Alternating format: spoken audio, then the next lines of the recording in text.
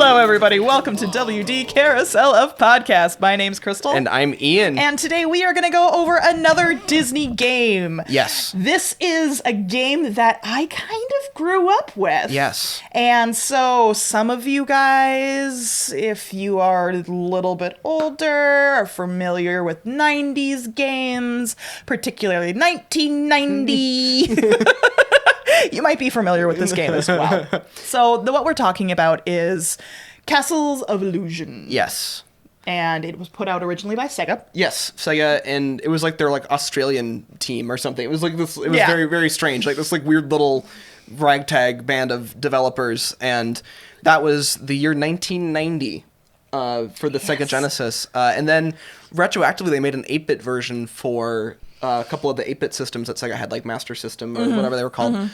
So they actually it gained some widespread popularity at the time. Yes. It was pre-Sonic. Yes. So if you can think of Sega and Sega games before Sonic, I know a lot of you can't. Right.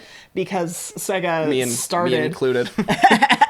at the age of Sonic. Yeah. But this is one that actually came out. When it came out, it was highly acclaimed. All of the critics were raving about it. Everything from its graphics to its music to its scroll, just everything. So we're going to talk a little bit about the original game as well as the remake that came out a couple years ago that we didn't know happened. Yes. So the things we discover, the more you know. So the original game, as we said before, was for the Genesis system, which was an early game for the Genesis, and it really was what they intended to be launching of the Genesis overall. And the game itself is kind of like a Super Mario side-scroller in terms of kind of gameplay. But this even came out pre-Super Mario. Right. It came out obviously after Mario, regular Mario. Yeah. But not Super. Super hadn't come out yet either. Right. And so it had a lot of the really neat stuff. It actually had, the hub world stuff where you could go and use the castleway to get between the different levels. Yep. And it had the score, I think, actually got a lot of praise, more than a lot of stuff it did. It really did. That score, even though it is definitely tinny and limited as far as its capacity can go just due to the technology at the time.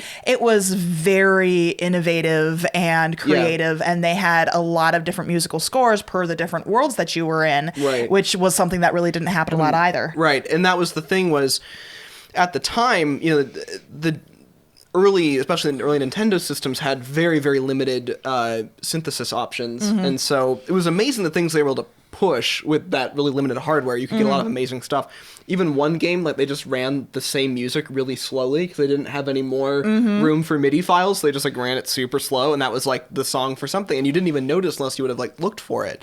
So it's they've been pushing it for a long time, but this game, I think, kind of pushed it again on the Genesis with a really, really innovative score, which makes sense, with the kind of Disney vibe. Yeah, I mean, Disney's known for pushing everything, and when Sega got the rights to be able to make Disney games, they actually did a really great job at going all out and innovation-wise and making sure that they were doing the best they could, if not, creating new things and do even better. Like the color scope that they had in the original game, it looks more in-depth than it actually is just due to lighting and shading. I mean, they didn't have to come up with so many more colors because they were able to push density. Yeah, they were able to get a lot more bang for their buck by being tricky with their colors and shading. But that made it even more visually stimulating than any other game that had been out there since. Right, and I know the sprite technology for the Mickey animations and everything. It was just very, very tight and together, and I think that, I don't know if people weren't sure what to expect, because I don't know there was a lot of Disney, because they kind of set the standard for games in Disney. There wasn't a lot before that or anything, and the fact that it came together, and they were just I think one of the reviews was this is sort of a Super Mario, it was a Mario Brothers clone. I don't know if that's a bad thing, was kind of what they said, because it kind of took that concept. It certainly didn't create the kind of game that it is. No. But it definitely took the ideas of the original concept and made that side scroller into like a really, really amazingly masterfully tight put together version of that. So let's talk a bit about the actual game. Yeah. So you start off with Minnie and Mickey having a picnic out in the woods, and then this evil witch who has the most ridiculous name. Oh, it is the most ridiculous name. Miserable? Yes. I mean, I understand when I played this, I was a kid and I didn't realize that that was definitely phoning it in. But anyway, right. So I was like, cool. There's an evil witch. Evil, yeah. I love witches. Okay. Yeah. But so she sweeps in and she grabs Minnie so she can basically take Minnie's youth and beauty. Yes. And so she brings Minnie back to this castle, and Mickey all of a sudden goes to rescue Minnie and goes on this quest through the castle. Yes. And during that time has to collect these 7 diamonds. I believe they were diamonds or gems or something. Crystals of some sort of power gems. And they were of the 7 colors of the rainbow sort of thing. Yeah. And that's what would eventually free Minnie. So he gets into the castle and goes through all of these different worlds. And the worlds are honestly so unique. Each and every one of them has different theming and multiple levels to it, where it could be a really short game. I think the fastest time that I was able to, and this is, we're not going to say how many years ago it was, but it was many, many years ago when I played it. It took me about an hour to complete the entire game once I got proficient at it as I got older. So it's not a very in-depth game, but it gave a lot of different games inside the game. Right. It had different feels, different sensations. Right. They had the world that you go through, then you get to the boss fight. The boss fight's a pattern boss fight, so it's basically, duck, jump, or, hide here and then bounce off of their heads or whatever the case is. It's pretty standard for that time. Yeah. But it was still very entertaining, and I hated the stupid bouncing clown. If any of you guys have ever played this, you will know exactly what I'm talking about. To the point of that's what actually reminded me that this game existed, was I had a nightmare about the bouncing clown, and that's why I brought it up to you, because I was like, oh yeah, there's this game I used to play 30 years ago. 29 years ago. We have a month left. That had this bouncing clown in it that I just could not get past. We should look that up and do a review. Oh God! And so that's what we're doing now. Yep, that's how we roll. That is our level of those are our design meetings, our production meetings. So it had a lot of things going for it, and there was something else I was going to mention, but I don't remember what it was. We can always come back to it. We'll come back to it. But the success of this game was so prolific that it not only spawned a sequel, it actually created 4. 4, yeah. It's a full series, so there's 4 games that go along with the Castle of Illusions. It's like the Illusion series or something like that. Right. The other thing that's kind of amazing about this game, and I'm not talking about the series, I'm talking about this one game. There's 4 versions of it. Mm-hmm. So you've got not even just mentioning the fact that we've got the 2013 remake that came out for PS4. We'll talk about in a minute. PS3. We'll talk about in a minute. There's also the remake they did for the 8-bit systems. Mm-hmm. So inherently it had to be put together completely differently because the architecture was totally different. Yeah, because I think originally it was a 16-bit. Yeah, it was a 16-bit game. And then they dropped it to an 8. Yeah, so you had to rebuild it all the way from scratch, and it had way different limitations. So entire levels were different because it had to be, and everything was, and it was a different rendering engine or a different synthesis for music. It was the same game, but it was a totally different version of the game. Then there was they did some sort of re-release in Japan that was a little bit different, and then they did a 3DS version, which came out a little bit before the full remake, and it was inspired by, so it was kind of a somewhat retelling, but it wasn't the same game. Interesting, bizarre. This thing has spawned off so many weird versions that it's just kind of taken on a life of its own. It's its own little ecosystem. But I just loved how when Mickey wasn't moving, we weren't pushing him through the, world, he would just stand there and slowly rock. Yes. And that was something that, like, they got the little characteristics of Mickey in the game that most people wouldn't pay that much detail to. So that just shows the level of Disney detailing that went into this game. Yeah. And it's great. And I didn't know that Sega had done this. Like, I didn't, like, for the longest time, like, I knew there were early Disney games, but I didn't know that, like, this game necessarily existed because reasons. And also the fact that, like, Sega, like, had produced it. Like, that's so weird. Like, it was like a first party Sega game that was Disney. Like, I had no idea that was a thing. You're welcome. You're welcome for introducing you. We have separate but intersecting interests. And I will say also, this game, when you played it, there were some areas where obviously you wanted to, just practically wise, there are some times where you get frustrated because Mickey doesn't go that fast because, honestly, Mickey is not a fast character. But other characters do. And so I was really hoping when I started playing the remake that they fixed that. They did and they didn't. So let's get into the 2013 version. I believe that Sega actually produced this one again. I believe so as well, yes. Yeah. And so this game originally came out, and we'll talk about how we played it in a minute, but it originally came out on the PlayStation Network for the PS3, I believe. And then there was a PC version. And there was a PC version. There might have been a Mac version too, but I'll have to double check that. But they re-released the game in full 3D. And by full 3D, I mean full 3D, but still sometimes locked to side scroller. 2.5?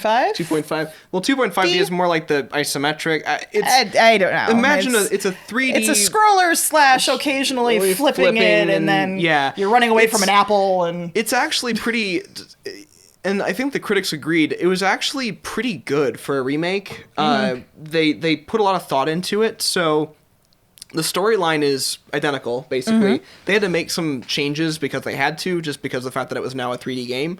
And they also improved some things. So the castle is like fully explorable. Like it's like a full 3D. When I first started playing this game again, and you actually said the words right out of my mouth, when you got to the castle, it almost felt like when you were playing your N64. Yes. And you were back in Mario. It was Super Mario 64, like absolutely to a T. And it was like, oh, okay, so I can go down to this level, or I can go up these stairs and go to these doors. Yeah. But it had the same essence of the game as far as still being able to pop from this world to this world and then go back to this world and go over here. Right. It was definitely it was definitely like put together. Like you could tell that when they did it, they were thinking about that hub world environment. Like you could tell that was where they were coming from. You could tell when they remade this game, they remade it with people who actually liked the game originally and wanted to like enhance it, not just vomit it up for money. Yeah. There was some artistry involved in thinking about when you convert it, how do you convert it in a way that makes it correct today? Like how do you translate it into today's environment to make it still have the exact same feel and not go like the 3D Pac-Man games. You've seen those where like, what is this? This is bizarre. And this did not do that. It was a full 3D rebuild, but it actually maintained most of that. And then when they added and changed things, they did it to work in a way that utilized the new technology, and it also did the things that other games of its style did when they adapted to a 3D platforming style. So it's pretty interesting, though. Unlike Super Mario 64, when you play the actual levels, it is still side-scrolling, which I thought was very interesting, for the most part. For the most part. There are times where, like I had talked about an apple, where all of a sudden you're just running forward and trying to get away from this Indiana Jones boulder of an apple coming after you. Exactly. But, it twists things a little bit more, which I thought was really interesting, as well as allowing you to get more back and forth, like on the boss fights, where it's not just side to side, but you can actually move forward a little bit to dodge, or they open up an arena of a form on the boss fights to be able to bounce around a bit and not just use the tricks that I used to have to be able to defeat those bosses, because now it's not just a side scroller where the wall gets in the way and I can hide in the corner. Right. Yeah. So some of those limitations have been removed. Made it more challenging. Well, it's nice for the replay value, I suppose. Yes. Now, people that pre-ordered it on the PlayStation Network got an 8-bit version of the game in an emulator. Nice. Yeah, which is kind of cool. So there are still ways to play the original one in an emulated form. I have not found all of them. I know that was the one I really saw for sure that they had, but I think there's other ways to do it. There's the Sega Genesis Mini, like they did that with the NES thing. They did the same thing with that, and I think it was on it. Yes. So. I think that's actually the first format that I saw it at. My cousin had a handheld version of it, and then I was able to, at another cousin's house who had a Sega, play it there. Yeah. But, because my family actually was not big gamers. They didn't want to give me electronics, so I had to go to other people's houses to play them. Yeah, I was a Game Boy Advance boy myself. I had an original Game Boy. The big brick. Yes, no advanced for me. I'm not an advanced person. Was it color? I'm an old person. No. Oh. Mine was still black and white. There you go. Anyways, we digress. Yes. So we actually downloaded the game. Yes. Onto our phones. They now have a mobile app version of this game. Right. Which is a little crazy considering the fact that, like, from 2013 to now, like, by now our phones are able to run a game from 2013 with from my understanding, not tons of modifications in terms of, like, graphic performance, which is a little nuts. I really loved the score. The score is beautiful because they kept a lot of the same music. They just enhanced it. Yeah, they made it sound more full. Yeah. It was just really, really like, wow, this is like a full, like, Disney orchestral piece. Like, it felt just really, really good and really, really in line with what was happening. And I know that people complain about the cutscenes because you used to be able to not skip them. Yep. But they were actually very well done. They've got, like, the parallaxing, almost like oil-painted looking design, which was, it just sort of had that kind of sense of movement, but it was still kind of still life. And it was just really... it was really tasteful to me. I don't know. I thought they did a good job with it. Yeah, I find this an enjoyable game still. I will say on the phone, the areas and how to play it are a lot more confusing. Yeah. And it's because you don't have the traditional buttons that you're used to playing with when you're playing on a controller system, handheld, or PC. You have just this blank screen. Yeah. That you're somehow supposed to be able to do all of those things on the blank screen. So what it does is it senses where your fingers are on the screen, and your left hand is your movement button, up, down. Like joystick. Yeah. Yep. And then the right hand has a jump that doesn't have a visual button. Correct. Then you have a red dot that's supposed to be your shooting button. Yeah. And sometimes I would try to jump and hit shoot. Yes. It was, and I guess I've always kind of known that I wasn't good at mobile gaming. I'm not really good at most gaming, but mobile gaming especially is, like, not something that I'm good at, and this was no exception. It's just hard when you're using the joystick. Like, you don't have any tactile sense of anything, and it was very tricky. Like, I found myself, like, pushing when I was trying to go up, like pushing my finger off of the screen because I just wanted to keep going instead of, like, holding, because I don't have a actual button there to say, yes, that's up, versus because my finger stopped moving, is the character going to stop moving? Right. That sort of thing. So it's weird. It's weird. It's not always intuitive, which is not unusual, but it's still hampered the game experience for sure for me too. I was like, I can't jump over this, and this is like in the first level, so I'm clearly struggling. Did you try shooting at it first? Yeah, I did do that too. Well, I had to find apples. It was a whole thing. I was not batting my best for sure, but yeah, I don't think I'm going to get through this in an hour like I did last time. No, I don't think so. In fact, I think I looked online and most of the experienced gamers got it done in like 4 hours. So, I mean, it is technically still a short game. It is. In comparison to the game technology that is out now. Right. But it is not something that's going to take a lunch break to complete. Right. Exactly. Maybe a couple lunch breaks. Yes. Maybe 4. If you're really good. If you're really good. If not, I will just... And the other thing that bugs me about this is that when you die, you go to a dead screen. You don't just all of a sudden like go back to the front of the world. Oh, you don't have to start again? Yeah. Oh. So beware of that. I haven't died yet, or at least that was on the old game. I haven't died yet on this one to see if it just brings me back to the castle. I need to redo that level or what the situation is, but just beware. Yeah. Okay. So there's your fair warning if you decide to play it.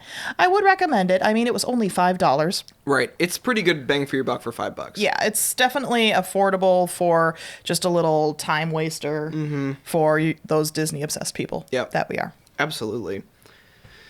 So, yeah, I think that's a pretty good little overview of Castle of Illusion. Castle of Illusion, which I didn't know the new one was there, and I didn't know there was an old one, and I learned a lot in the last month or so it's been good. It's been fun.